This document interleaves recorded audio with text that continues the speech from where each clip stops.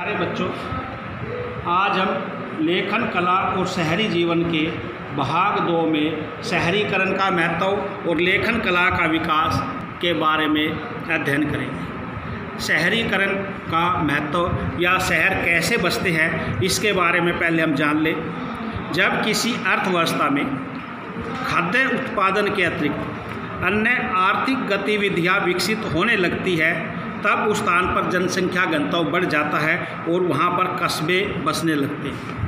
कस्बों का अपना विशेष महत्व है, लेकिन कस्बों में रहने वाले लोग आत्मनिर्भर नहीं होते, अर्थात उन्हें अपने दैनिक जीवन के कार्यों के लिए दूसरे लोगों पर निर्भर रहना पड़ता है।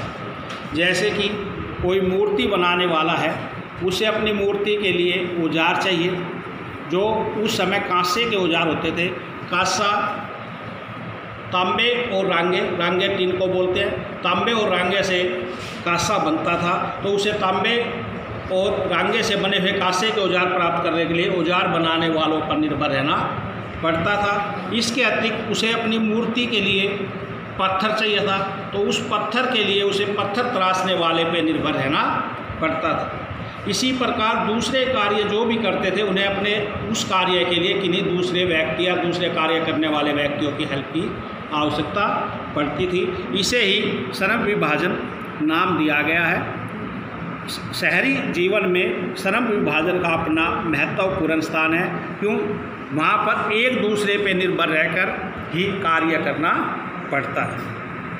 मेसोपोटामिया में खाद्य संसाधन का सर्वदा समर्थ होने के बाद भी खनिज संसाधनों का अभाव था। खाद्य संसाधन में ये सभ्यता समर्थ थी, लेकिन खनिज संसाधन यहाँ ना के बराबर थे। इन्हें औजार बनाने के लिए या दूसरे कार्यों के लिए खनिज संसाधन दूसरे देशों से, तुर्की या खाड़ी पार के देशों से मंगाने पड़ते थे।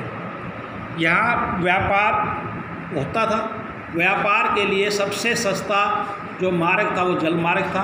जल मार्ग के द्वारा इस सभ्यता में व्यापार किया जाता था। नदियों की संख्या बहुत ज़्यादा थी, उन्हीं नदियों का जल मार्ग के रूप में इस्तेमाल किया जाता था। लेखन कला का विकास, जैसा कि हम पहले पढ़ चुके हैं, मेसोपोटामिया में ही लेखन कला का विकास हुआ। मेसोपोटामिया में ही लेखन कला, लेखन या लिपि के बारे में जब हम बात करते हैं तो इसका अर्थ होता है उच्चरित ध्वनियाँ जो दृश्य या संकेत या चिन्हों के रूप में प्रस्तुत की जाती हैं।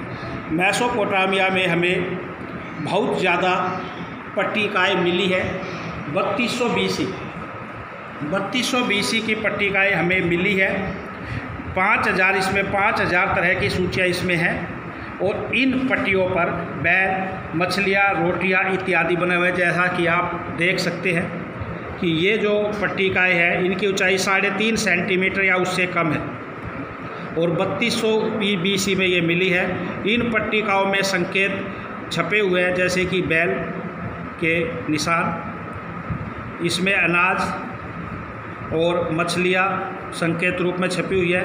इनमें संख्या और नाव संकेत रूप में छपे हुए हैं। तो इसमें लेखन कला, लेन देन, यह लेखन कला क्या है? इससे पट्टियाँ बनाई जाती थी, और वे पट्टिकाएँ लेन देन के रूप में, जो आज हम बही खाता कहते हैं, बही खातों की तरह वे पट्टियाँ लेन देन के रूप में काम आती थी।